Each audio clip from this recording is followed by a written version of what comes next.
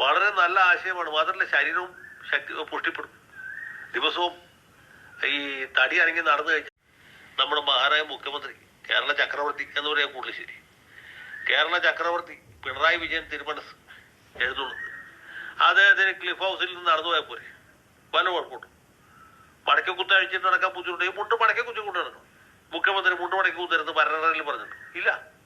Indian ഭരണഘടനയിൽ വേറെ പല കാര്യങ്ങളും പറഞ്ഞിട്ടുണ്ട്. പക്ഷേ ഒരു മുഖ്യമന്ത്രി മുണ്ട് മടക്കി കുത്തരുന്നു, ഔദ്യോഗിക വസതിയിൽ നിന്ന് സെക്രട്ടറിയിലേക്ക് നടന്നു പോരുത് എന്നോ പറഞ്ഞിട്ടില്ല. അത് പാർട്ടി ഭരണഘടനയിലും പറഞ്ഞിട്ടില്ല. ഇന്ത്യൻ ഭരണഘടനയിലും പറഞ്ഞ് ഭക്ഷണം കൂടുതൽ കഴിക്കാം.